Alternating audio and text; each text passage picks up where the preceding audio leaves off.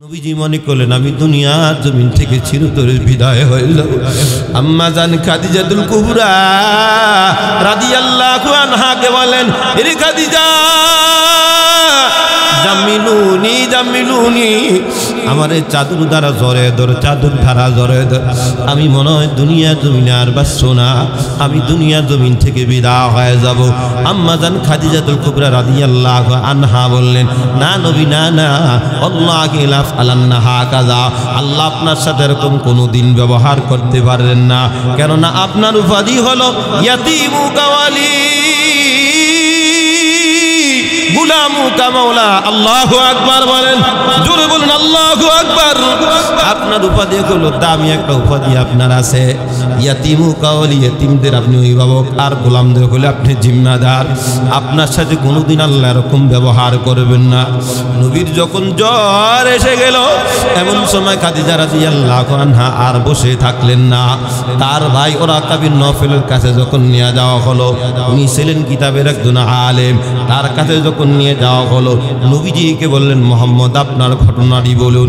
নবী যখন ঘটনাটি বললেন, ওরাকা বিন নফল বললেন, এ ভাই ভঞ্জামাই, ভয় পেও না, ভয়ের কোনো কারণ নাই। যেই ফেরেশতা সমস্ত নবীদের কাছে আসে, ওই জিবরিল নামক দামি ফেরেশতা তোমার কাছেও আসছে। আরো জোরে বলি সুবহানাল্লাহ। কিন্তু নবীজির মনে মানে না, খাদিজা রাদিয়াল্লাহু আনহার মনে মানে না। এরপর ওরাকা বিন নফল কান্না আরম্ভ করে দিল, এমনকি তার দিলটা ব্যথায় বিভোর হয়ে গেল, আর বলেন, ও মুহাম্মদ, তোমার বংশের লোকজন তোমাকে মক্কা থেকে দূর দূর করে বিদায় করে দিবে। নবীজি হাউমাউ করে কান্না আরম্ভ করে দিল, আর বললেন, আমার মায়ের দেশ, আমার বাবার দেশ, আমার দাদার দেশ, আমাকে কি মক্কা থেকে বের করে দিবে? তারা বললেন, ওরাকা বিন নফল বলেন, হা হা বের করে দিবে। আর বললেন, আমি ওই সময় যদি আল্লাহ আমার দুনিয়ার জমিনে জীবিত রাখতেন, তাহলে অবশ্যই আমি আপনার পক্ষে লড়তাম। জোরে বলি সুবহানাল্লাহ। এই কথাটুকুন বলার কারণে আমার আল্লাহ তাকে জান্নাত নসিব করে দিলেন। সুবহানাল্লাহ। এর নবীর উম্মত, ওই দামি কালাম, যেই দামি কালামের মধ্যে আমার নবী জানিয়ে দেয়, মা বাবা আত্মীয় স্বজন বা যে কেউ আপনার আমাদের মাদ্রাসার ছাত্রদেরকেও নিয়ে যদি যখন মানুষরা দুনিয়ার জমিন থেকে বিদায় হয়ে যাবে, এমন সময় আল্লাহর কালামের মধ্যে একটা সূরার নাম আছে সূরা ইয়াসিন। এই সূরাটা যখন একটা অক্ষর ভরে, একটা অক্ষরের বিনিময়ে 10 জন করে ফেরেশতা নাজিল করে দেন। কে? এই ফেরেশতারা রহমতের দোয়া করে, মাগফিরাতের দোয়া করে, নাজাতের দোয়া করে। এই জন্য অনেক সময় দেখবেন মানুষ যখন অসুস্থ হয়ে যায়, মাদ্রাসার ছাত্রদেরকে নিয়ে বাসার মধ্যে তেলাওয়াত করে, যাতে আমার আব্বা জানের জান কবজটা সহজ হয়ে যায়, আমার মায়ের জান কবজটা সহজ হয়ে যায়। এর নবীর উম্মত সূরা ইয়াসিনের একটা অক্ষর পড়লে 10টা ফেরেশতা নাজিল হয়, আর একবার পড়লে কত মিলিয়ন লক্ষ ফেরেশতা নাজিল হয়, একমাত্র জানে কে। আরো জোরে বলুন কে, আওয়াজ করে বলুন কে। এই জন্য আমি জানতে পারলাম বোর্ডিং এর মধ্যে অনেক ছাত্র আছে এতিম অসহায়, অনেক ছাত্র আছে আপনার আমার যেই অর্থটা দিবেন ওই অর্থটা দিয়া তারা খায়, এরপরে তারা হাফেজ হয়, তারা আলেম হয়। ওই হাফেজ আলেম আল্লাহর জান্নাতে আপনাকে না নিয়ে কোনোদিন তারা জান্নাতে যাবে না। জোরে বলি ঠিক কিনা? তাকু মে সাজায়া জাতা হো, ताकू में सजाया जाता हो, आँखों में लगाया जाता हो, तावीज़ बनाया जाता हो, दूध के पिलाया जाता हो। सुब्हानक ला इल्म लना इल्ला मा अल्लमतना इन्नका अंतल अलीमुल हकीम।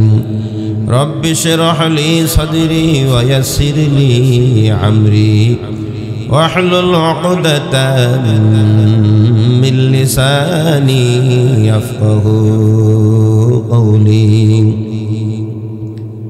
अपन हाथे बंदा फुनी मौला बनाया, अपन हाथे बंदा আপনি মাওলা বানায়া কেমনে দিবেন জাহান্নামে ফেলিয়া কেমনে দিবেন জাহান্নামে ফেলিয়া সকলেরই দরজা হতে মাওলা ফিরিয়া সকলেরই দরজা হতে মাওলা ফিরিয়া আপনার রহজায় রইলাম করিয়া আপনার রজায় রইলাম করিয়া আপনি যদি মাফ না করেন মাওলা বন্দারে আপনি যদি মাফ না করেন মাওলা বন্দারে বলে না ভুলার বান্দা যাবে কারো দারে বলে না ভুলার বান্দা যাবে কারো দারে। আলহামদুলিল্লাহ চান্দের কান্দি কালমিনা আশরাফিয়া ইসলামিয়া হাফিজা মাদ্রাসা এতিমখানার হাফেজ ছাত্রদের পাকড়ি প্রদান উপলক্ষে ইসলামী মহাসম্মেলনের পরম করম শ্রদ্ধেয় সম্মানিত সভাপতি জনাব আলহাজ ইঞ্জিনিয়ার মোহাম্মদ শফিকুল ইসলাম সাহেব, সহসভাপতি ইসমাইল হোসেন সাহেব, মোহাম্মদ ডাক্তার আলমুল্লাহ সাহেব, আজকের প্রধান অতিথি অধ্যক্ষ আব্দুল মজিদ সাহেব, মাননীয় সংসদ সদস্য কুমিল্লা 2 নং হোমনা মেঘনা, আরও উপস্থিত আছেন আমার পূর্বে যিনি আলোচনা করেছেন হযরত মাওলানা রিয়াজুল ইসলাম সিরাজি সাকিব বারাকাল্লাহু তাআলা ফি হায়াতি, উপস্থিত অত্র মাদ্রাসার সম্মানিত মহাপরিচালক হাফেজ মাওলানা আব্দুল আজিজ মাজাহি সাকিব বারাকাল্লাহু তাআলা ফি হায়াতি, সকলে বলুন আমিন। উপস্থিত সূর্য মায়ের সূর্য সন্তান হযরত উলামায়ে কেরাম, আমার যুবক বন্ধুগণ, স্নেহের ছোট ভাইরা, পর্দার আড়ালের মা ও বোনেরা, আল্লাহ পাক রব্বুল আলামিন এই দামি মজলিসে আপনাকে আমাকে আসার মতো, বসার মতো, শোনার মতো আল্লাহ তাআলা তৌফিক দান করেছেন। এজন্য আল্লাহর দরবারে দিল থেকে কালিমাত শুকর আদায় করি আলহামদুলিল্লাহ। আমরা জান্নাতের বাগিচা পেয়ে খুশি না বেজার? আমার মনে হয় আপনারা খুশি হতে পারেননি, তাহলে এত মানুষ আমরা আল্লাহর দরবারে শুকরিয়া আমাদের আদায় হলো না। এজন্য আমরা দিল থেকে শুকরিয়া আদায় করি আলহামদুলিল্লাহ। আল্লাহ পাক বলেন ইন তানসুরুল্লাহা ইয়ানসুরুকুম, তুমি আমার সাহায্য করো আমি আল্লাহ তোমার সাহায্য করব। কার ওয়াদা? জোরে বলতে হবে কার ওয়াদা? বেঈমানদের সাথে এই আওয়াজ নিয়ে মোকাবেলা করা কোনোদিন সম্ভব? জোরে বলতে হবে কোনোদিন সম্ভব? মর্দে মুজাহিদ হইলি বেঈমানদের সাথে মোকাবেলা করা সম্ভব। জোরে বলে ঠিক কিনা? এই জন্য এটা এমন একটা ময়দান, বসলি জিন্দেগির গুনাহ খাতাগুলো মাফ করে দেন কে? আওয়াজ হয় না, জোরে বলুন কে মাফ করে দেন? আল্লাহ মাফ করে দেন। এটা এমন একটা ময়দান, এক একটা কথাও বলো শোনার দ্বারা, এক এক বছর নফল নামাজ পড়লে যেই নেকি হবে, এই নেকি আল্লাহ তাআলা আপনার আমার আমলনামা দান করে দেবেন। কার ওয়াদা? এটা এমন একটা ময়দান, মাজলিসু ফিকহিন খায়রুম মিন ইবাদাতি 60 সানা। নবীজি বলেছেন এটা এমন একটা দ্বীনি মজমা, যেই মজমাতে কিছুক্ষণ বসা থাকলে 60 থেকে 70 বছর নফল ইবাদত করলে যেই নেকি হবে, এই নেকি আল্লাহ তাআলা আপনার আমার আমলনামা দান করে দেবেন। আমি আপনাদের মাঝে একটা প্রশ্ন করি, আশা করি আপনার সচেতন মানুষ সবাই জবাবদান করবেন। এই মাসলাই হাদিস যদি আমার সকল যুবক বন্ধু এবং এলাকার মধ্যে যত বৃদ্ধ আব্বাজান আছে তারা যদি সবাই জানতেন, তাহলে একজনও ময়দানের বাহিরে থাকতেন না। কি বলেন? জোরে বলে ঠিক কিনা? সুতরাং তারা এখনো বুঝতে পারে না, আসতে পারে না। আমরা দোয়া করি আল্লাহ তাদের সবাইকে দামি ময়দানে আসার মতো তৌফিক দান করে দেন। জোরে বলুন আমিন। আবার প্রশ্ন করি, আশা করি জবাব দিবেন। এটা একটা জান্নাতের বাগিচা, কোনো সন্দেহ আছে? সবাই বলুন সন্দেহ আছে? সন্দেহ করলে ঈমানটা চলে যাবে, বেঈমান হয়ে যাবে। এখন আমার প্রশ্ন হলো, জান্নাতের ময়দানে বসে কারা? জান্নাতীরা। কারা বসে? সবাই বলুন কারা বসে? তাহলে আমরা আলহামদুলিল্লাহ জান্নাতি, আমরা আলহামদুলিল্লাহ জান্নাতি। মাইকের আওয়াজ যতটুকুন পর্যন্ত যায়, সমস্ত দামি মায়ের, দামি বাবার, দামি সন্তানদের কাছে আমার একটাই আবদার, আমি অনেক দূর থেকে সফর করে আপনাদের এখানে এসেছি কিছু কথা বলার জন্য, নাকি? হ্যাঁ, আল্লাহ আমাদের সকলকে শুনে আখির মুনাজাত দিয়ে বাসায় যাওয়ার মতো আল্লাহ তৌফিক দান করে দেন। কে কে রাজি আছে? দুটো হাত আল্লাহকে দেখিয়ে দেন। নারে তাকবীর, নারে তাকবীর। আল্লাহ আমাদের হাতগুলো কবুল করুন, সকলে বলুন আমিন। এবার আসুন, এই মজলিসে বসার জন্য তিনটা শর্ত: দোয়া করা, চেষ্টা করা, নিয়ত করা। দোয়া করা, চেষ্টা করা, নিয়ত করা। আমরা এখানে যারা আসতে পারলাম, বসতে পারলাম, নিয়ত করছি, দোয়া করছি, চেষ্টা করছি, বাকিটা পূরণ করছেন কে? ওয়াল্লাযীনা জাহাদু ফীনা লানাহদিয়ান্নাহুম সুবুলানা ওয়া ইন্নাল্লাহা লামাআল মুহসিনিন। আল্লাহ পাক বলেন, বান্দা যখন তুমি চেষ্টা করবা, আমি আল্লাহর পরিচয় তোমারে দিয়ে দেব। জোরে বলি সুবহানাল্লাহ। বাচ্চারা যখন কথা বলতে শিখে, আব্বাজান, আম্মাজান, দাদা, দাদি, নানা, নানি তাদেরকে কথা শেখায়, হাঁটা শেখায়, নাকি? হ্যাঁ, এরপরই দেখবেন কয়দিন পরে হাঁটি হাঁটি পা পা করে হাঁটে, ঠিক না?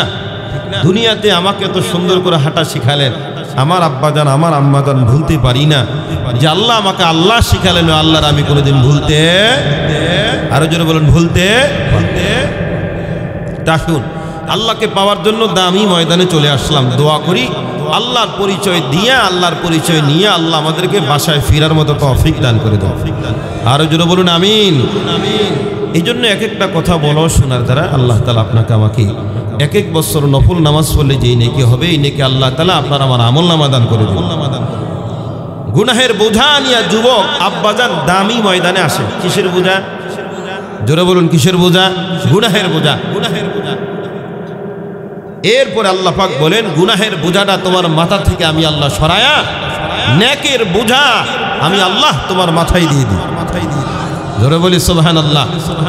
আর একটা প্রশ্ন করি, তারপরে চলে যাবে ইনশাআল্লাহ। প্রশ্নটা হলো, দুনিয়ার মধ্যে গিফট প্রদান করে, দুনিয়ার লাইনে যারা বড় তারা প্রদান করে। দুনিয়ার লাইনে বড় কে? আমাদের এমপি সাহেব, ঠিক না? এরপর আমাদের মাননীয় প্রাইম মিনিস্টার, প্রধানমন্ত্রী বিতরণ করে দুনিয়ার গিফট, দুনিয়ার পুরস্কার। আখিরাতের পুরস্কার প্রদান করে হযরত ওলামা একরাম, হাফেজ কোরআন। কথা বলে ঠিক কিনা? এই যে আজকে ছাত্রদের মাথায় আমরা দুনিয়ার লাইনে, আখিরাতের লাইনে সবচাইতে সম্মানিত এবং দামি পাগড়ি পরিধান করে দিলাম। জোরে বলি আলহামদুলিল্লাহ। ওলামা একরাম। কিন্তু এই আল্লাহর কালামের মজলিসে আসতে পারলাম, বসতে পারলাম, শুনতে পারলাম, এই মজলিসের পুরস্কার আওয়াজ করে বলুন বিতরণ করেন কে? আওয়াজ হয়নি, জোরে বলুন কে? আল্লাহ বিতরণ করেন। আল্লাহ পাক বলেন, বান্দারা শোনো, আমি আল্লাহ তোমাদের গুনাহগুলো মাফ করে দিলাম। সুবহানাল্লাহ বলেন। ওই যুবক ভাই কে বলেন? গুনাহগুলো মাফ করে দিলেন। গুনাহের জায়গাটা আল্লাহ তাআলা মুক্ত করে জায়গার মধ্যে আল্লাহ তাআলা নেক দ্বারা ভরপুর করে দিয়েছেন। জোরে বলি সুবহানাল্লাহ। এই জন্য হযরত মুসা আলাইহিস সালাতু ওয়াস সালাম ৭০,০০০ মানুষের জামাত নিয়ে যখন ইস্তেসকা নামাজ পড়ার জন্য ময়দানের মধ্যে যখন হাজির হয়ে গেলেন, এমন সময় আমার আল্লাহ পাক রব্বুল আলামিন ঘোষণা করলেন, ও পয়গম্বর, আপনি বৃষ্টির জন্য নামাজ পড়তেছেন, কান্নাকাটি করতেছেন, কোনো কাজ হবে না। জালালি তুমিওদের পয়গম্বর, আওয়াজ করে বলেন, আয় আল্লাহ, কোনো কাজ হবে না কেন জানতে চাই। আল্লাহ পাক রব্বুল আলামিন বলেন, ও পয়গম্বর, এই ময়দানের মধ্যে একটা গুনাহগার আছে, এই ময়দানের মধ্যে একটা নাফরমান আছে, যার বয়স হয়ে গেল 40 বছর, আজও পর্যন্ত নামাজ পড়ে না, আজও পর্যন্ত আমি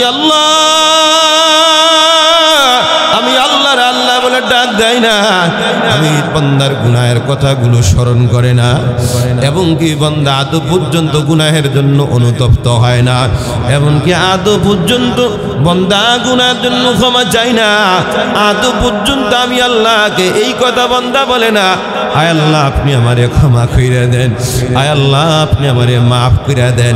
ওই যে বান্দা আমার কাছে কোনোদিন মাফ চায় না, ও নবী আপনি এলান দেন, যতক্ষণ পর্যন্ত ওই গুনাহগার, ওই নাফরমান যুবক ময়দান থেকে বের না হবে, ততক্ষণ পর্যন্ত আমি আল্লাহ কারো জন্য পানির ব্যবস্থা করব না। জোরে বলি সুবহানাল্লাহ। আমি আল্লাহ কারোর জন্য পানির কোনো ব্যবস্থা করব না। এমন সময় মুসা আলাইহিস সালাতু ওয়াস সালাম খুব জালালিয়তের তবিয়ত নিয়ে ভাষণ দিলেন, এরে কি ওই নাফরমান, যা যা তাড়াতাড়ি তুই বের হয়ে, তোর কারণে আমাদেরকে আমার আল্লাহ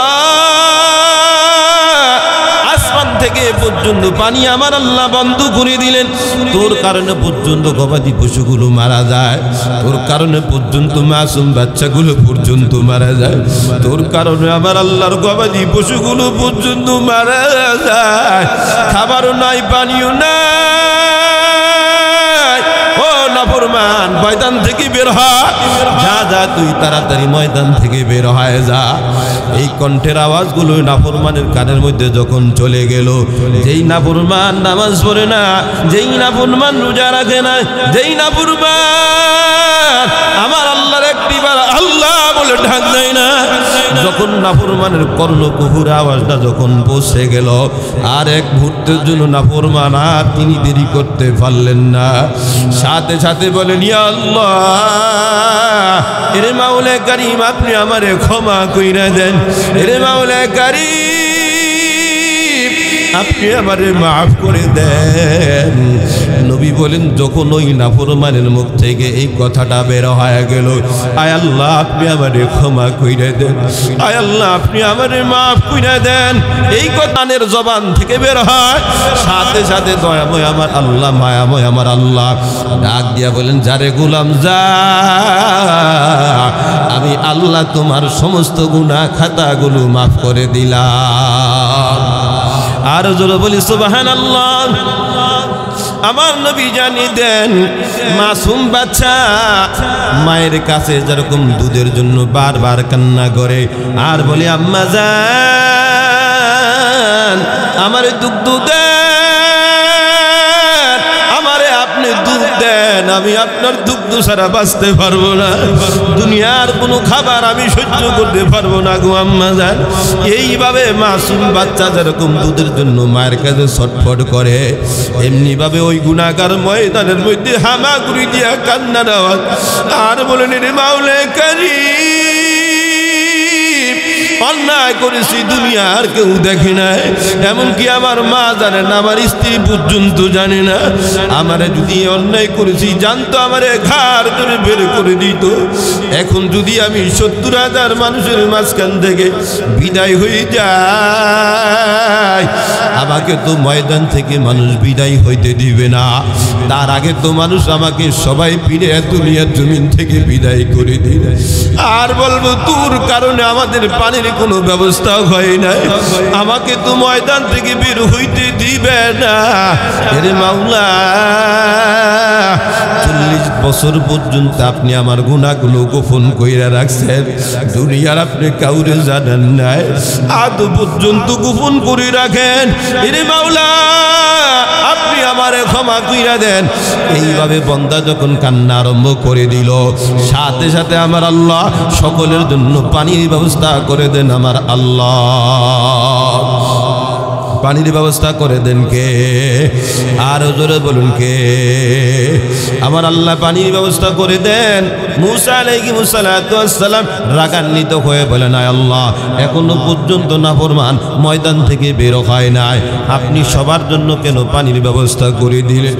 আমার আল্লাহ জানিয়ে দেও নবী আমার, যেই গুনাহগার, যেই নাফরমানকে লক্ষ্য কইরা, যেই যুবক, যেই নাফরমানকে আমি আল্লাহ লক্ষ্য করিয়া এত আমি আল্লাহ কঠোর সংবিধান আমি আল্লাহ নাজিল করে দিলাম, এত কঠোরভাবে আমি আল্লাহ ঘোষণা করে দিলাম, ওই বান্দা যখন আমি আল্লাহর কাছে ক্ষমা চাইছে, সাথে সাথে আমি আল্লাহ আপনাকে জানানো ছাড়া আমি আল্লাহ সবার জন্য পানির ব্যবস্থা করে দিলাম।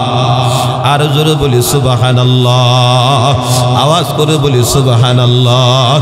এই জন্য আমার আল্লাহ পাক রব্বুল আলামিন জানে দে, এর বান্দা লাকুদ খালাকনাল ইনসানা ফি আহসানি তাকওয়িম।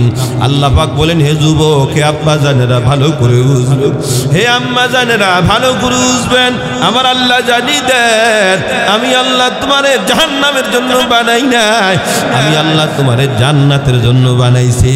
হে যুবক, আল্লাহ পাক রব্বুল আলামিন বলেন, আমি আল্লাহ বন্দারে বানাইতে গিয়া আমি আল্লাহ হাসান শব্দ ব্যবহার করি নাই, আমি আল্লাহ হুসন শব্দ ব্যবহার করি নাই, আমি আল্লাহ এই কথা বলি না, আমি আল্লাহ বন্দারে সুন্দর করে বানালাম, এই কথা আবার আমি আল্লাহ বলি না, বন্দাকে অনেক সুন্দর করে আমি আল্লাহ পাক বানালাম। আমার আল্লাহ পাক বলেন, আমি আল্লাহ বলেছি কি বললাম শোনো। আল্লাহ পাক বলেন, লাকাদ খালাকনাল ইনসানা ফি আহসানি তাকওয়িম। আল্লাহু আকবার বলেন, সকলে বলুন আল্লাহু আকবার। যত সুন্দর হতে পারে, যত দামি হতে পারে, কত সুন্দর করে হতে দামি করে আল্লাহ আমারে বানাইলেন। সকলে বলি আলহামদুলিল্লাহ। এরাটাই মানুষটা আল্লাহ জাহান্নামের জন্য বানাই নাই, এই মানুষটাকে জান্নাতের জন্য বানালেন কে? আওয়াজ করে বলুন কে?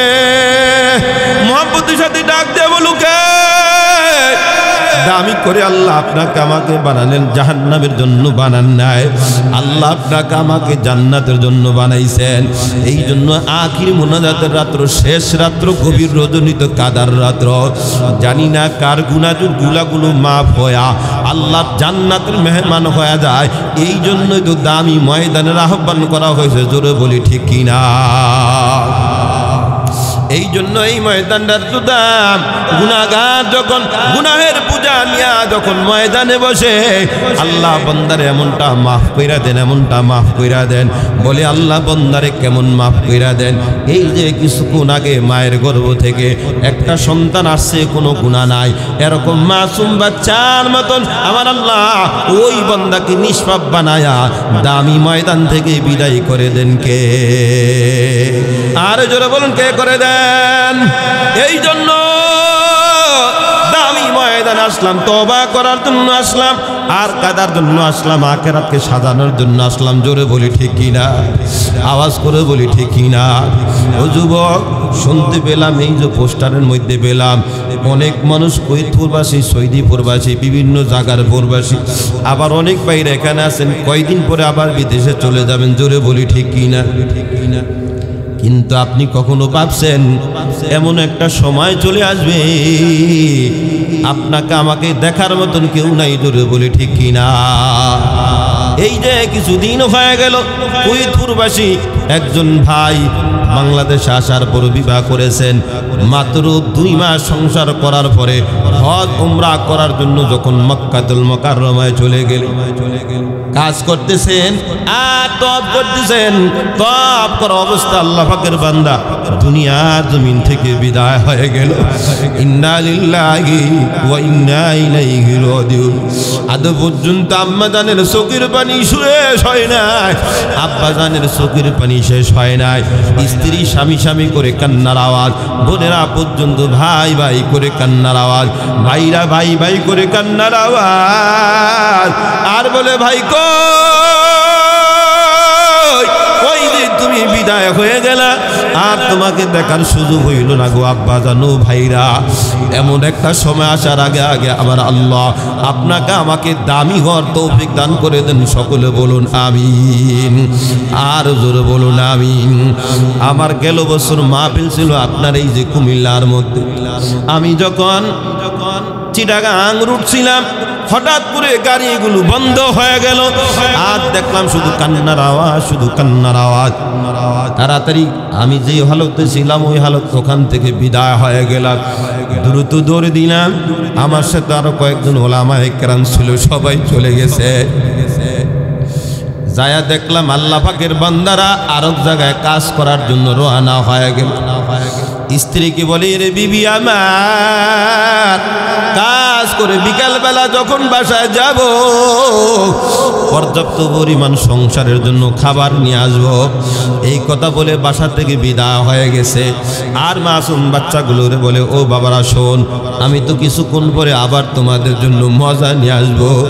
এমন সময় আমার নিজ চোখে দেখা আল্লাহ পাকের ওই বান্দা যুবক গাড়ির তলে পড়ে ঘাড় এক জায়গায় পড়ে গেল, মাথাটা আর এক জায়গায় পড়ে গেল। আল্লাহ পাকের বান্দা দুনিয়ার জমিন থেকে বিদায় হয়ে গেল। ইন্না লিল্লাহি ওয়া ইন্না ইলাইহি রাজিউন। কোথায় গেল খাবার, কোথায় গেল আনন্দ, কোথায় গেল কামাই, সব শেষ হয়ে গেছে। এমন একটা সময় আপনার আমার আসবে নাকি আসবে না? সবাই বলুন আসবে নাকি আসবে না? এমন একটা সময় আসার আগে আগে আল্লাহ ঈমান না আমল অন্ধকার কবরটা সাজাবার মতো তৌফিক দান করে দেন। সকলে বলুন আমিন, আরো জোরে বলুন আমিন। ও মুসলমান, দুনিয়াতে থাকতে পারবো না, দুনিয়াতে থাকার জায়গা না।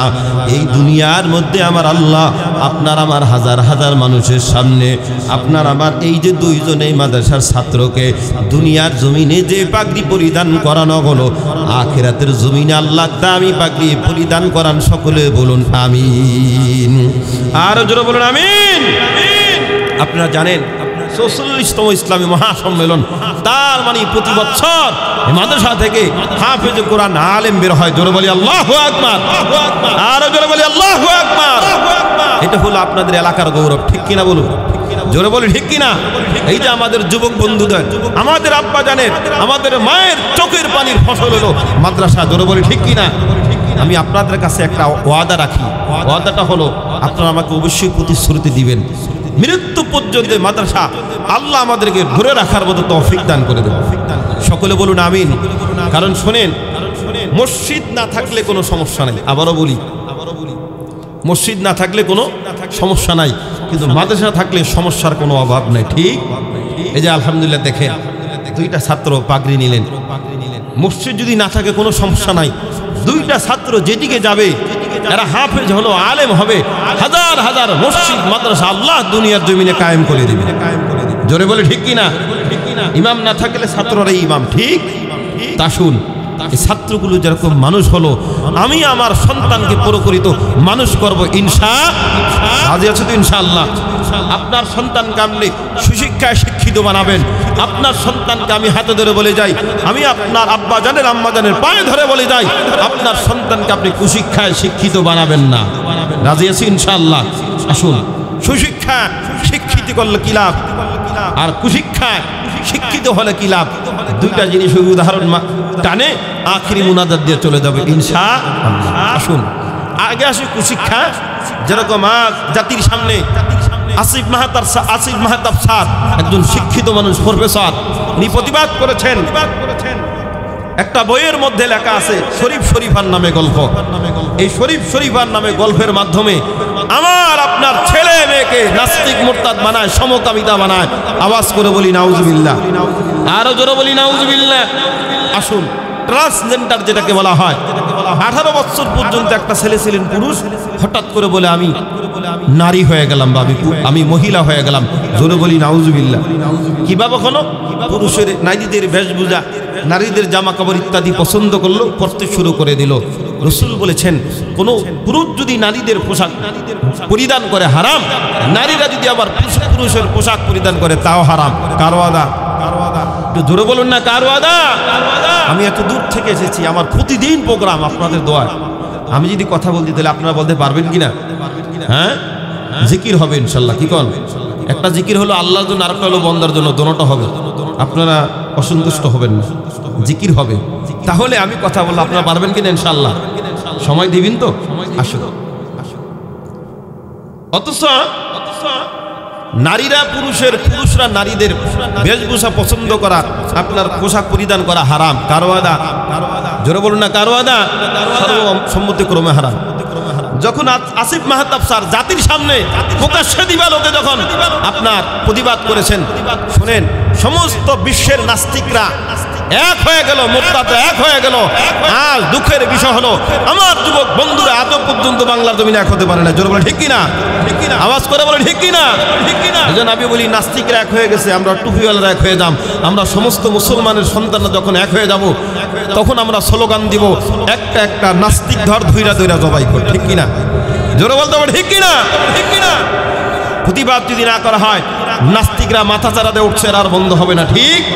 আবার প্রতিবাদ শুরু হয়ে গেল কি, আমার ইসলাম শিক্ষা বইয়ের মধ্যে আমার সন্তান স্কুলে পড়বে বাধা নাই, আমার সন্তান কলেজে পড়বে বাধা নাই, আমার সন্তান প্রাইমারি পড়বে বাধা নাই। কিন্তু ওই যে বইয়ের মধ্যে আপনার সপ্তম শ্রেণীর বইয়ের মধ্যে ইসলাম শিক্ষা নামে এমন শিক্ষা আছে, পাতা উল্টালে দেখা যায় দেব দেবতার ছবি এবং খ্রিস্টানদের ছবি এবং আপনার অন্য ধর্মাবলম্বীদের ছবি। জোরে বলি নাউজুবিল্লাহ, আরো জোরে বলি নাউজুবিল্লাহ। মুসলমান এতটুকুন পর্যন্ত সমাপ্ত নয়। আমার সন্তানকে, আমার মেয়েকে, আমার ছেলেকে একই সাথে বসায় পড়ায়, মেয়েদের যৌনাঙ্গর বিষয়ে পড়ায়, পুরুষদের যৌনাঙ্গ বিষয়ে পড়ায়, এইটাও পড়ায় যে ছেলে মেয়ে যদি আপনার সম্মতিক্রমে যদি জেনা করে, এটা জেনা হবে না, এটা হবে এনজয়। জোরে বলি নাউজুবিল্লাহ, আওয়াজ করে বলি নাউজুবিল্লাহ। মুসলমানের শিক্ষা দেওয়া হয়, মুসলমান আরো শিক্ষা দেওয়া হয়। বাংলার পৃথিবীর জমিনে ইসরায়েল নামে কোনো রাষ্ট্র ছিল না, কিন্তু আমার বইয়ের মধ্যে ঢুকানো হয়েছে ইসরায়েল নামও রাষ্ট্র আছে, ফিলিস্তিন নামও রাষ্ট্র নাই। জোরে বলি নাউজুবিল্লাহ। আমি বলি কুলাঙ্গারের গোষ্ঠীটা শুনে রাখ, আমার টাকা খায়া, আমার পয়সা খায়া, আমার পেটের টাকা খায়া, আমার চাকরির টাকা খায়া তোদেরকে আমরা প্রধানমন্ত্রী এমপি বানালাম, কিন্তু মুসলমানদের বিরুদ্ধে কলম ধরার জন্য না। ঠিক কিনা বলুন? আর জোরে বলুন ঠিক কিনা? এই বই যতক্ষণ পর্যন্ত ডাস্টবিনে নিক্ষেপ করা না হয়, ততক্ষণ পর্যন্ত মুসলমান টেকনাফ থেকে তেতুলিয়া, রূপসা থেকে বাদুরিয়া, ইমানদার থেকে শুরু করে প্রতিটা যুবকদের মধ্যে রক্তক্ষরণ হচ্ছে। ওই যদি যতক্ষণ পর্যন্ত আপনার হস্তান্তর না করা হয়, মুসলমান যুবকরা যায় বইকে ডাস্টবিনের মধ্যে নিক্ষেপ করবে। আওয়াজ করে বলে ঠিক কিনা? জোরে বলতে হবে ঠিক কিনা? ঠিক কিনা? তাই আসুন, আমার সন্তানকে আপনার ব্যাঙের ডাক শেখানো, প্যাক প্যাক শেখানো হয়। আপনারা দেখছেন কিনা? আরে কথা বলেন, আপনারা দেখছেন কিনা? আমার সন্তানকে শেখানো হয়, আব্বা আপনার সন্তানকে, আপনার মেয়েকে শেখানো হয়, প্যাক প্যাক শেখানো হয়, ব্যাঙের ডাক শেখানো হয়, সাইকেল চালানো শেখানো হয়। আওয়াজ করে বলি নাউজুবিল্লাহ, আরো জোরে বলি নাউজুবিল্লাহ। আচ্ছা বুঝলাম, আপনি শেখালেন, শেখানোর পর এই তো কিছুদিন পূর্বে আপনার শুনলাম হঠাৎ করে আপনার বৃদ্ধাশ্রম থেকে একজন ডাক্তার সাহেব আপনার দুই সন্তানকে এত বড় শিক্ষিত করলেন। সন্তানের কাছে ফোন দেওয়া হলো, আপনার আব্বার অবস্থা ভালো না, আপনার আব্বা মনে হয় 2 দিনের মধ্যে দুনিয়ার জমিন থেকে চিরতরে বিদায় হয়ে যাবে, সুতরাং আপনার আব্বাজানের লাশটাকে আপনি নেবেন। কোনো আওয়াজ নাই, না আমি বাবার লাশ নিতে পারবো না। জোরে বলি সুবহানাল্লাহ, সুবহানাল্লাহ না নাউজুবিল্লাহ? আওয়াজ করে বলি নাউজুবিল্লাহ। আব্বাজানের পুরুষ আপনারা যুবকরা আওয়াজ করবেন না, আগে আমার আব্বাজানরা আওয়াজ করেন, সকলে বলি নাউজুবিল্লাহ। আপনার সন্তানকে আপনি মাদ্রাসায় পড়ান নাই, আপনার সন্তানকে আপনি আলেম বানান নাই, আপনার সন্তানকে আপনি মাদ্রাসায় পড়ান নাই, আপনার সন্তানকে আপনি কলেজ ভার্সিটি পড়ালেন, কলেজ ভার্সিটির বদনাম না? হ্যাঁ, সুশিক্ষায় শিক্ষিত না দিলে সমস্যা আছে কিনা? এরপরে বলল তাকে পর্যন্ত বাবাকে সন্তানরা ওই জায়গায় নিয়ে বাবাকে মাটি দিতে রাজি না। জোরে বলি নাউজুবিল্লাহ, আরো জোরে বলি নাউজুবিল্লাহ। 2টা শিক্ষা। একটা শিক্ষা হলো, আমি তো প্রায় জায়গায় বলি, একজন হুজুর যখন প্রস্রাব করতেছে না, একটা ছাত্র যখন প্রস্রাব করতেছে, ছেলেকে বলা হয় বাবা তুমি একটু বৈশা বৈশা প্রস্রাব করো। হুজুর মানুষ বেশি কথা কেন না, আপনার একের গাত মুইত্যা দিন। কি বললো? গাত মুইত্যা দিন।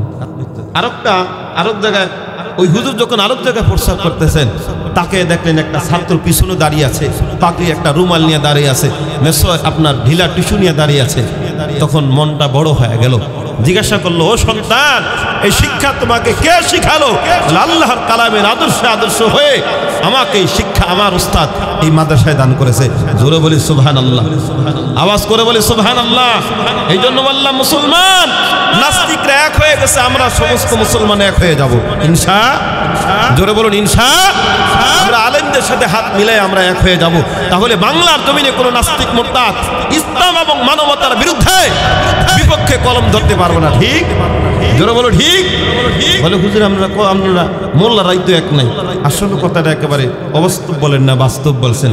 আমাদের মধ্যে একজন ভাই আছে, ওনার কাজই হলো শুধু আপনার ইস্যু খুঁজা কথা বলা, কিন্তু ওয়াজ করতে পারেন। আছে না? কথা বলেন আছে কিনা? এমন কি ওই বেয়াদব ওস্তাদের পর্যন্ত চরম পর্যায়ের ভুল ধরে। হ্যাঁ, আমার ভুল হয়েছে, আমাকে একজনে মোবাইলে বলতে পারে, সাক্ষাতে বলতে পারে। একটা মাদ্রাসার ভুল হয়েছে, মোবাইলে বলতে পারে, সাক্ষাতে বলতে পারে, জাতির সামনে সবার সামনে বলতে পারে না। জোরে বলে ঠিক কিনা? এই আলী হাসান নামে একজন ভাই আছে, উনি শুধু কিছু বিষয় পাইলি জাতির সামনে বলে দেয়, কিন্তু সরাসরি তাকে বলতে পারে না, মোবাইল করে বলতে পারে না।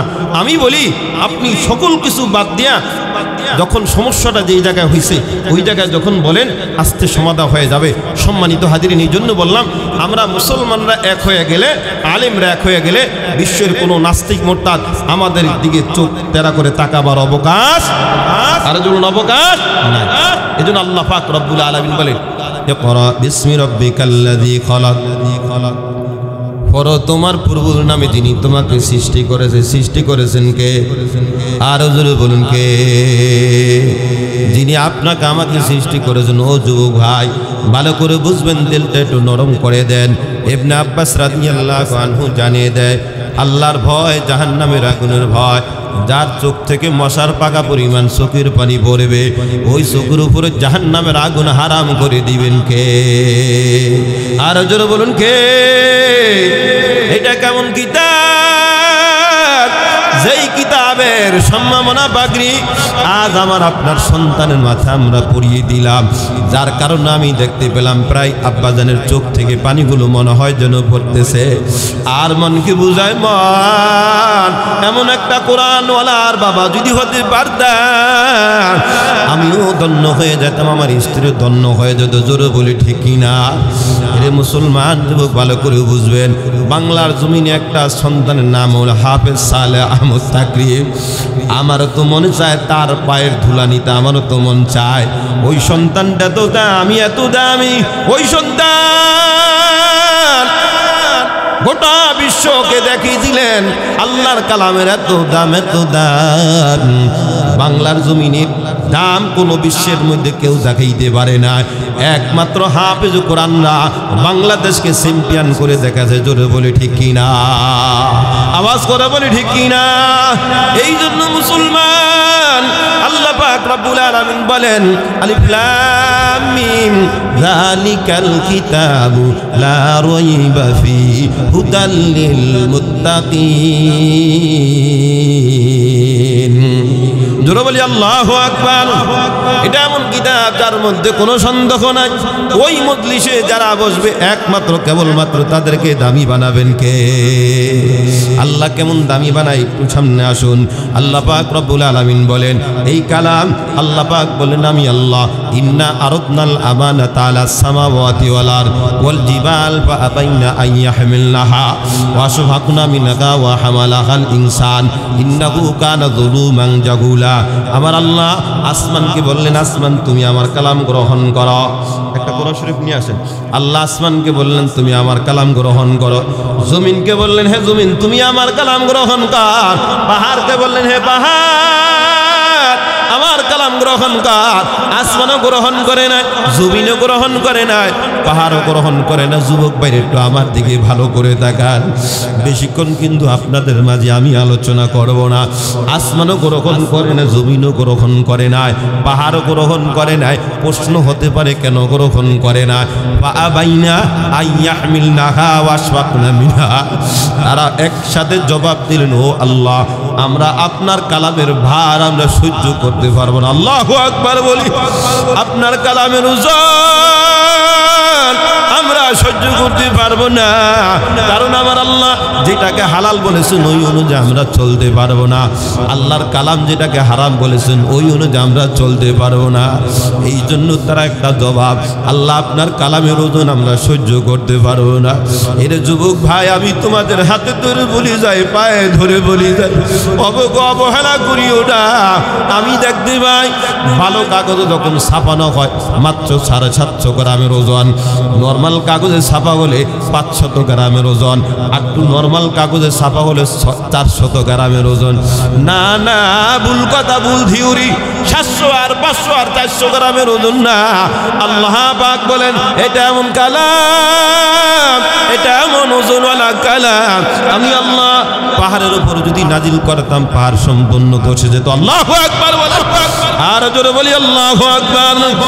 এই জন্য আমার আল্লাহ পাক রব্বুল আলামিন বলেন ইন্না নাহনু নাযালনা যিকরা ওয়া ইন্না লাহু লাহাফিজুন। আল্লাহ পাক বলেন এই কালাম নাজিল করলাম আমি আল্লাহ। কালামের হেফাজতের মালিক কে? আর জোরে বলুন কে? আল্লাহকে একটু মহব্বতের সাথে ডাক দিয়ে বলুন কে? আল্লাহ পাক বলেন আর যারা টাকা দ্বারা পয়সা দ্বারা আল্লাহর কালামকে যারা হেফাজত করবে, সাহায্য করবে, ওই লোকগুলার সাহায্যকারী হয়ে যাবেন কে? আরো জোরে বলুন কে?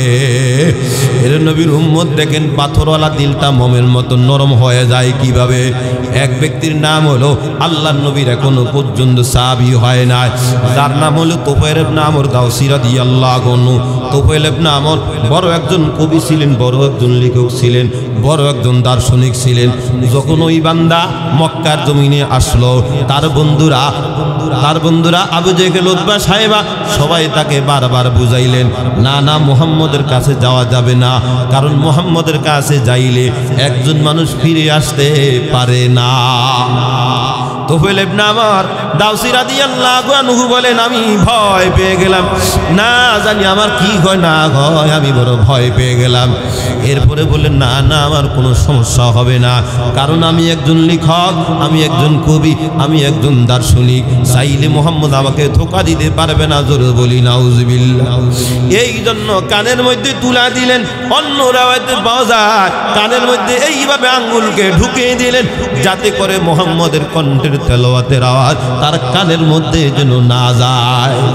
এইভাবে যখন তিনি রওনা হয়ে গেলেন, রওনা যখন হয়ে গেলেন, আল্লাহর নবী রাহমাতাল লিল আলামিন মসজিদে নববীর মধ্যে হাজির, আল্লাহর ঘর বাইতুল্লাহর মধ্যে যখন হাজির হয়ে গেল, এমন সময় নবী আমার যখন নামাজ পড়তেছে, নামাজের মধ্যে ধ্যান আর খেয়াল আমার মাওলার দিকে যখন হয়ে গেল, আবার মাওলার সাথে যখন তাল্লুকাত যখন হয়ে গেল, এমন সময় তুফাইল ইবনে আমর দাওসী রাদিয়াল্লাহু আনহু নবীজির কাঁধের সাথে কাঠটা লাগায়া যখন দাঁড়িয়ে গেলেন, নবী যখন নামাজ যখন শেষ হয়ে গেল আর বললেন মুহাম্মদ দাঁড়াও।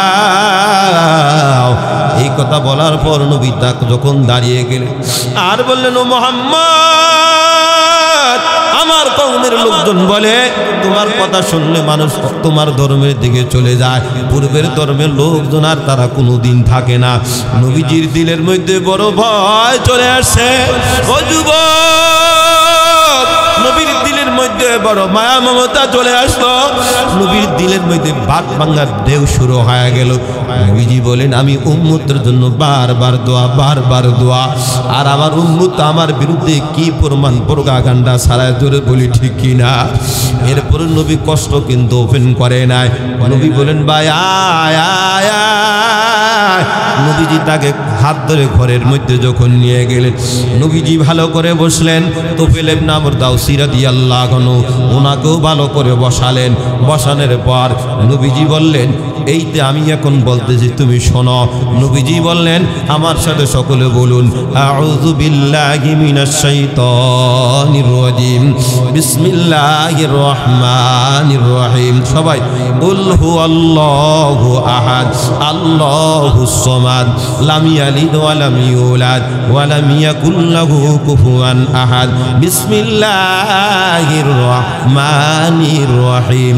কুল আউযু বিরাব্বিল ফালাক মিন শাররি মা খালাক ওয়া মিন শাররি গাসিকিন ইযা ওয়াকাব ওয়া মিন শাররিন নাফাসাতি ফিল উকাদ ওয়া মিন শাররি হাসিদিন ইযা হাসাদ বিসমিল্লাহির রাহমানির রহিম কুল আউযু বিরাব্বিন নাস মালিকিন নাস ইলাহিন নাস মিন শাররিল ওয়াসওয়াসিল খান্নাস আল্লাযী ইউওয়াসওয়িসু ফি সুদুরিন নাস মিনাল জিন্নাতি ওয়ান নাস।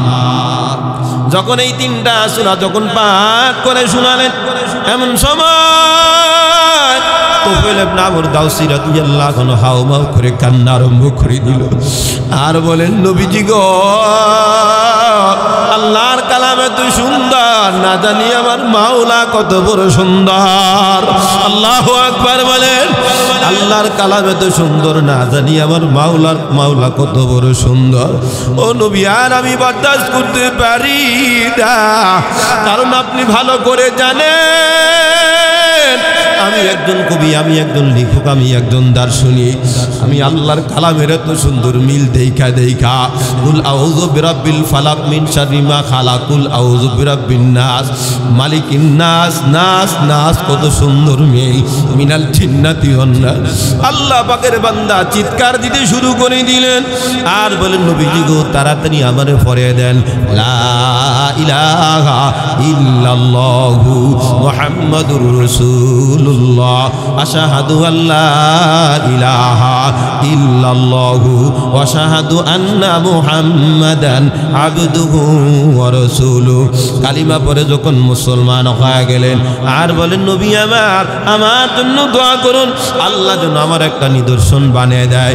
আল্লাহর হাবিব সাল্লাল্লাহু আলাইহি ওয়াসাল্লাম তার জন্য দোয়া করলেন আল্লাহুম্মা জালহু আয়া, আল্লাহ তার জন্য একটা নিদর্শন বানিয়ে দেন।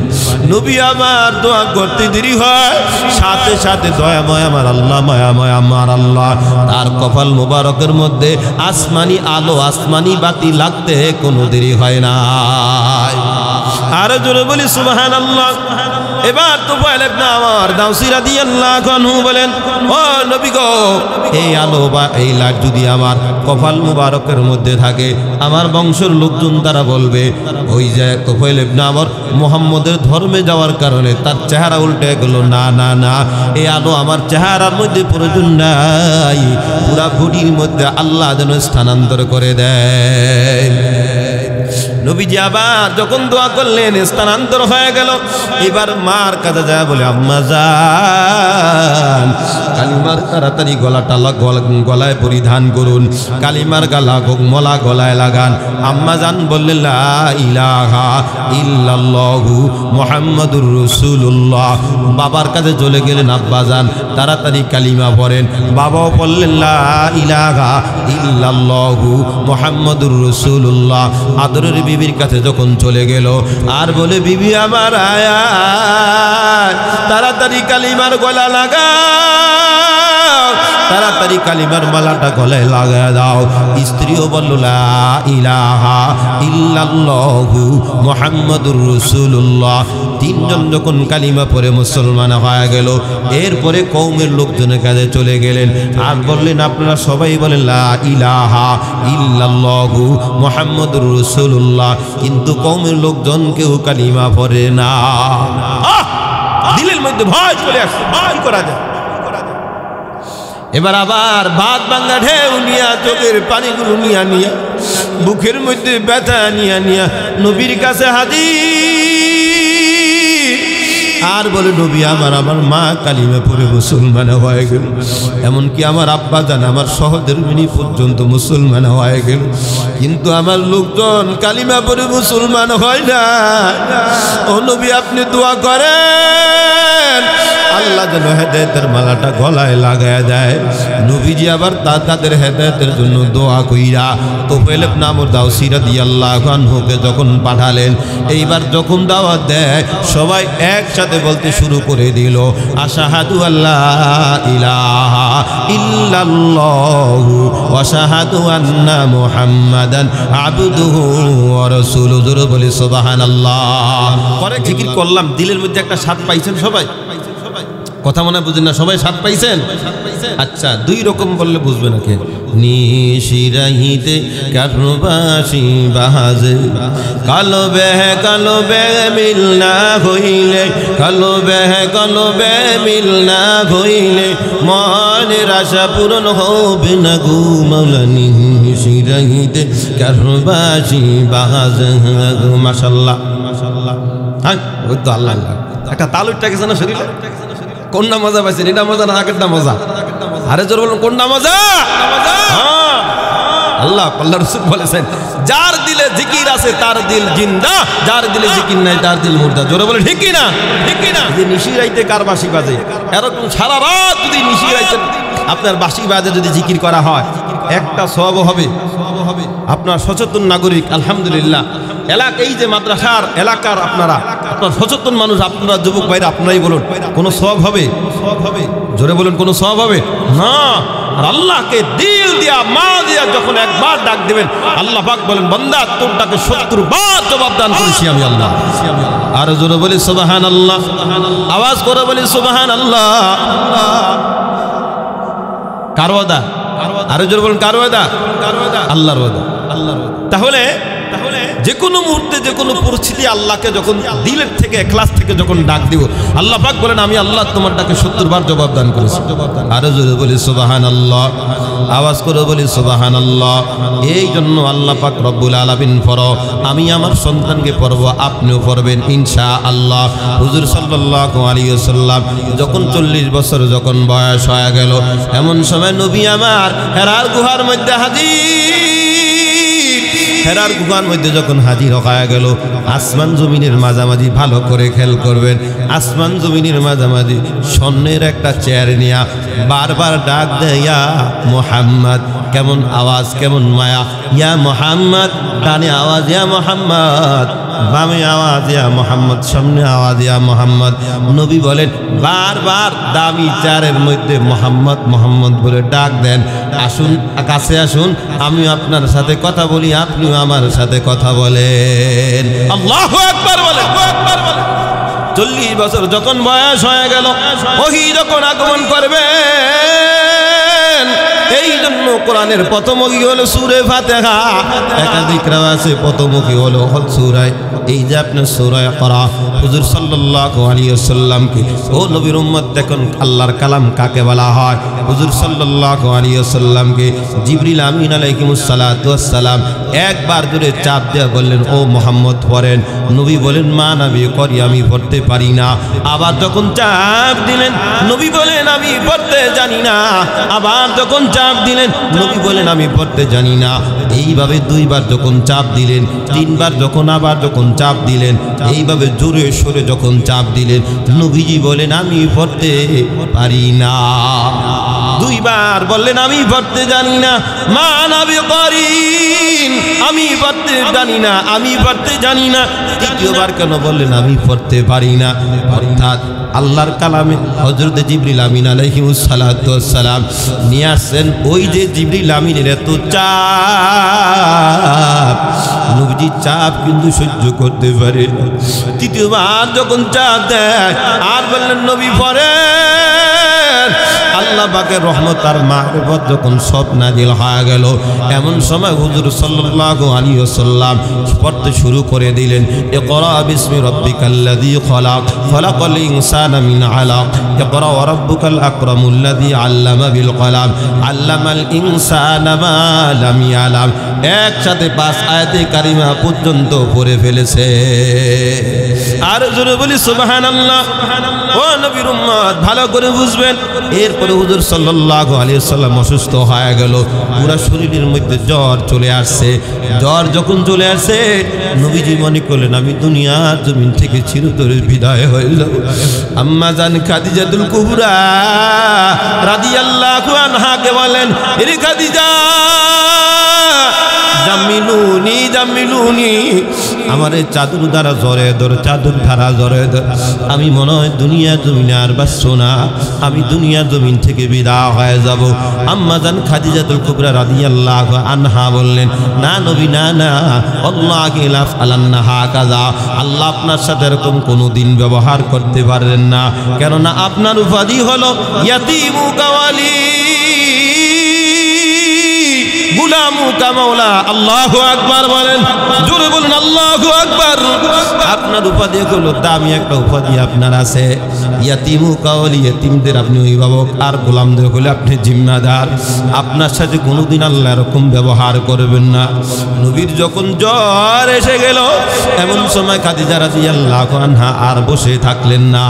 তার ভাই ওরাকা বিন নফলের কাছে যখন নিয়ে যাওয়া হলো, উনি ছিলেন কিতাবের একজন আলেম, তার কাছে যখন নিয়ে যাওয়া হলো, নবীজিকে বললেন, মোহাম্মদ আপনার ঘটনাটি বলুন।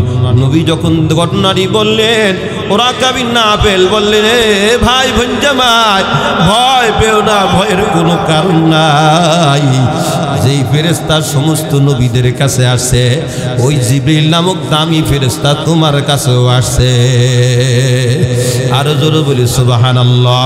কিন্তু নবীজির মনে মানে না, খাদিজা রাদিয়াল্লাহু আনহার মনে মানে না।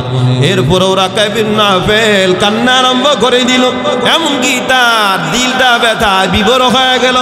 আর বলেন, ও মুহাম্মদ, তোমার বংশের লোকজন তোমাকে মক্কা থেকে দূর দূর করে বিদায় করে দিবে।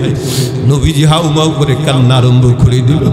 আর বললেন, আমার মায়ের দেশ, আমার বাবার দেশ, আমার দাদার দেশ, আমাকে কি মক্কা থেকে বের করে দিবে? তারা বললেন, ওরাকা বিন নফল বলেন, হা হা বের করে দিবে। আর বললেন, আমি ওই সময় যদি আল্লাহ আমার দুনিয়ার জমিনে জীবিত রাখতেন, তাহলে অবশ্যই আমি আপনার পক্ষে লড়তাম। জোরে বলি সুবহানাল্লাহ। এই কথাটুকুন বলার কারণে আমার আল্লাহ তাকে জান্নাত নসিব করে দিলেন। সুবহানাল্লাহ। এর নবীর উম্মত, ওই দামি কালাম, যেই দামি কালামের মধ্যে আমার নবী জানিয়ে দেয়, মা বাবা আত্মীয় স্বজন বা যে কেউ আপনার আমাদের মাদ্রাসার ছাত্রদেরকেও নিয়ে যদি যখন মানুষটা দুনিয়ার জমিন থেকে বিদায় হয়ে যাবে, এমন সময় আল্লাহর কালামের মধ্যে একটা সূরার নাম আছে সূরা ইয়াসিন। এই সূরাটা যখন একটা অক্ষর ভরে, একটা অক্ষরের বিনিময়ে 10 জন করে ফেরেশতা নাজিল করে দেন। কে? এই ফেরেশতারা রহমতের দোয়া করে, মাগফিরাতের দোয়া করে, নাজাতের দোয়া করে। এই জন্য অনেক সময় দেখবেন মানুষ যখন অসুস্থ হয়ে যায়, মাদ্রাসার ছাত্রদেরকে নিয়ে বাসার মধ্যে তেলাওয়াত করে, যাতে আমার আব্বা জানের জান কবজটা সহজ হয়ে যায়, আমার মায়ের জান কবজটা সহজ হয়ে যায়। এর নবীর উম্মত সূরা ইয়াসিনের একটা অক্ষর পড়লে 10টা ফেরেশতা নাজিল হয়, আর একবার পড়লে কত মিলিয়ন লক্ষ ফেরেশতা নাজিল হয় একমাত্র জানে কে। আরো জোরে বলুন কে, আওয়াজ করে বলুন কে। এই জন্য আমি জানতে পারলাম বোর্ডিং এর মধ্যে অনেক ছাত্র আছে এতিম অসহায়, অনেক ছাত্র আছে আপনার আমার যেই অর্থটা দিবেন ওই অর্থটা দিয়া তারা খায়, এরপরে তারা হাফেজ হয়, তারা আলেম হয়। ওই হাফেজ আলেম আল্লাহর জান্নাতে আপনাকে না নিয়ে কোনোদিন তারা জান্নাতে যাবে না। জোরে বলি ঠিক কিনা? নবীজি বলেন, এরপরে মাথার কাছে যখন সূরা ইয়াসিন পড়া হলো, এরপরে মানুষটা যখন দুনিয়ার জমিন থেকে বিদায় হয়ে গেল, আল্লাহর কালাম পড়ার কারণে অগণিত ফেরেশতা নাজিল করেছেন কে? আরো জোরে বলুন কে? এই ফেরেশতা আপনার আমার জন্য রহমতের দোয়া করে, মাগফিরাতের দোয়া করে, নাজাতের দোয়া করে। এরপরে আমি আব্দুল করিম, এরপরে আমি আব্দুল গফফার, এরপরে আমি আব্দুল সত্তার যখন দুনিয়ার জমিন থেকে বিদায় হয়ে যাব, তারাই প্রচার করে দেয়, অমুকের সন্তান অমুক। মাইক দিয়া প্রচার করার দরকার নাই, মানুষ বাড়া কইরা প্রচার করার দরকার নাই। ফেরেশতারাই বলে, অমুকের সন্তান অমুক এতটা এত মিনিটে দুনিয়ার জমিন থেকে বিদায় হয়ে গেল। ইন্না লিল্লাহি ওয়া ইন্না ইলাইহি রাজিউন। এই জন্য আমি আখির মুনাজাতের আগে কিছু মানুষ দেখতে চাই আপনার নামটা যেন ফেরেশতারা প্রচার করে, অমুকের সন্তান অমুক দুনিয়ার জমিন থেকে বিদায় হয়ে গেল। ইন্না লিল্লাহি ওয়া ইন্না ইলাইহি রাজিউন। আমিও চাই, কে কে চান দুটো হাত মাওলারে দেখে দেন। নারে তাকবীর। আলহামদুলিল্লাহি রাব্বিল আলামিন। রব্বানা যালামনা أنفسنا وإن لم تغفر لنا وترحمنا لنكونن من الخاسرين رب ارحمهما كما ربياني صغيرا رب ارحمهما كما ربياني صغيرا এরে মাওলা কারীম মেহেরবানি করে আমাদের সকলকে maaf করে দেন আল্লাহ জানি না এই ময়দানে কার জানি বানায় এই ময়দানে কার জানি বাবা নেই আল্লাহ জানি না কার কার কবরের জমিনে ঘুমায়া বারবার বলে নিরে সন্তান ওই যে কোরআনের কারিমের মাহফিলে চলে গেলা আমার জন্য দোয়া করো আমি মা তো জাহান্নামের অধিবাসী হয়ে গেছি আল্লাহ কার জানি বাবা নাই আল্লাহ কে জানি নিজের বাবারে কবরের জমিনে মাটিগুলো পারে পারে দিয়ে চলে আসছে আর বলে আব্বা জান বিদায় করে দিলা আর দুনিয়ার জমিনে দেখা হবে না একমাত্র দেখা হবে ময়দানে মহাশরে গো আল্লাহ এই জন্য জানি না কার বাবারে মাটিগুলো পারে পারে বিদায় করে দিছে রে মাওলাই করিম সমস্ত বাবা মাকে মাফ করে দেন আল্লাহ একজন ভাই তার মেয়েকে বারবার মা মা বলে ডাক দেয় বললাম ভাই মেয়েটারে তুই মা মা বলে ডাক দাও কেন বলে হুজুর 5টা বছর হয়ে গেল মা দুনিয়ার জমিন থেকে বিদায় হয়ে গেল আদৌ পর্যন্ত মা বলে ডাক দিতে পারি না এই জন্য দিলের মধ্যে অনেক মায়া অনেক ব্যথা এই জন্য আমার মেয়েটার আমি মা মা বলে ডাক দেয় আল্লাহর একজন যুবক সন্তানকে বাবা বলে ডাক দেয় আর বললাম বাবা বলে ডাক দাও কোনো আমার বাবা নাই এই জন্য আমি সন্তানটারে বাবা বাবা বলে ডাক দিই এরে মাওলাই করিম সমস্ত মুর্দেগানদেরকে মাফ করে দেন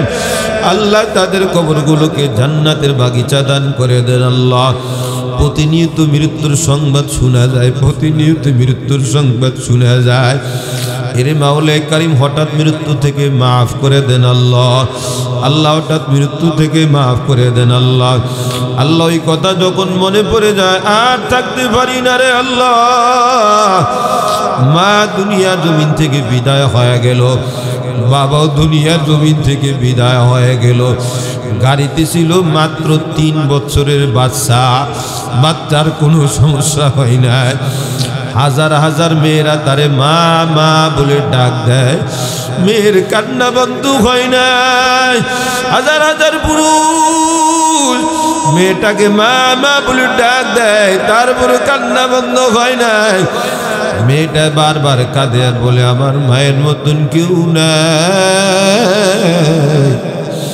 আমার মায়ের মতন আমি আর কাউকে দেখতে পাই না আয় আল্লাহ সমস্ত মুর্দাগানদেরকে মাফ করে দেন আল্লাহ আয় আল্লাহ তাদের কবরগুলোকে জান্নাতের বাগিচা দান করে দেন আল্লাহ আমি যখন মাহফিলে আসি আমার আব্বা জান থেকে দোয়া নিয়ে আসতাম কিন্তু আজকে 2.5 বছর হয়ে গেল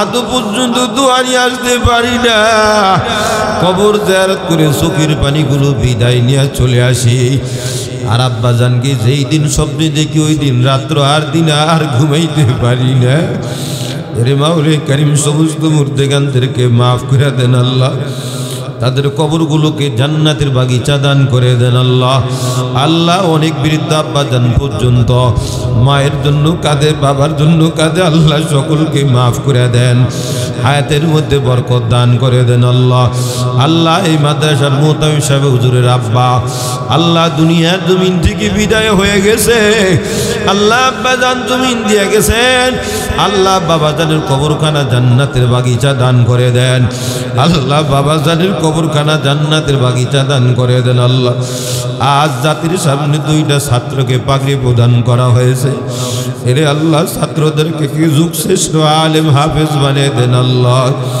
যুগের রব্বানি হক রব্বানি হক্কানি আলেম বানিয়ে দেন আল্লাহ যারা মাদ্রাসার জন্য বিভিন্ন লাইনে দান করেছে আল্লাহ সকলের দানগুলো কবুল আর মঞ্জুর করে দেন আল্লাহ সকলের দানগুলো কবুল আর মঞ্জুর করে দেন। দানের উসিলা করে আব্বা জান আম্মা জানের কবরটা জান্নাতের বাগিচা দান করে দেন। আল্লাহ নানা নানি দাদা দাদি শ্বশুর শাশুড়ি আল্লাহ সকলের কবরটা জান্নাতের বাগিচা দান করে দেন। এরে মাওলা কারীম আল্লাহ আরব ভাই নগদে দুনিয়ার জমিন থেকে বিদায় হয়ে গেছে। আল্লাহ তার জন্য দোয়া চাইছে, হুজুরের শালার জন্য দোয়া হয়েছে। আল্লাহ তার কবরটা জান্নাতের বাগিচা দান করে দেন। আল্লাহ আল্লাহ আমার যুবক ভাইদেরকে কবুল করে দেন। আল্লাহ ওই জাহান্নামের আগুনের ভয় দিলের মধ্যে কায়েম করে দেন। আল্লাহ এই জাহান্নামে জ্বলতে পারবো না রে আল্লাহ। আপনি তো বলেছেন নারুল্লাহিল মুকাদা তাওতালিউ আলাল আফিদা, এমন আগুন হবে নাফরমানের কলিজা থেকে জাহান্নামের আগুনগুলো ধরবে। আল্লাহ কলিজা থেকে সর্বপ্রথম জাহান্নামের আগুন ধরবে। আল্লাহ দুনিয়ার আগুনে জ্বলতে পারি না, দুনিয়ার আগুনের কাছে যাইতে পারি না। এরে মাওলা কারীম জাহান্নামের আগুনে কিভাবে জ্বলবো জানি না রে আল্লাহ। ওই তো জাহান্নামের আগুন তো কলিজার থেকে আরম্ভ হয়ে যাবে আল্লাহ।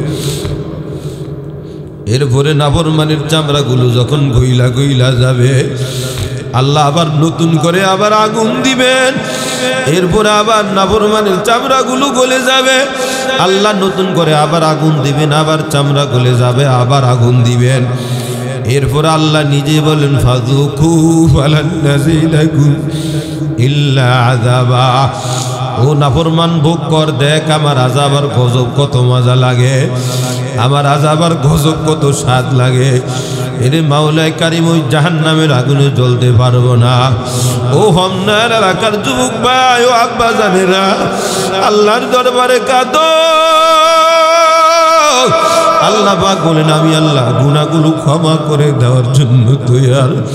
আল্লাহ আপনি আমাদেরকে মাফ করে দেন। আল্লাহ এই মাদ্রাসাকে কিয়ামত পর্যন্ত কায়েম দায়েম রাখুন। আল্লাহ যারা যারা দোয়া চেয়েছেন সকলের মনের আশাকে পূর্ণ করে দেন। আল্লাহ বিভিন্ন লাইনে আল্লাহ বিভিন্ন প্রবাসী ভাইরা দান সদকা করেছেন, বিভিন্ন লাইনে সাহায্য করেছেন। আল্লাহ ভাইদের দোয়াকে কবুল আর মঞ্জুর করে দেন। আল্লাহ আল্লাহ আমাদের সকলকে মাফ করে দেন। আল্লাহ মা বোনদেরকে মাফ করে দেন। আল্লাহ ঈমানের মতো মহাদৌলত দান করে দেন। আল্লাহ আমলে সলেহা দান করে দেন। আল্লাহ এই মাহফিলকে নাজাতের জরিয়া দান করে দেন। আয় আল্লাহ, আয় আল্লাহ সোনার মদিনায় জিয়ারত করার মতো তৌফিক দান করে দেন। আয় আল্লাহ বারবার মনের একটা আশা সোনার মদিনা, সোনার মদিনা।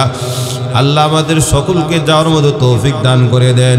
ওয়াজা আল-আখিরা ইনদাল মাউতি কালিমাতু লা ইলাহা ইল্লাল্লাহু মুহাম্মাদুর রাসূলুল্লাহ।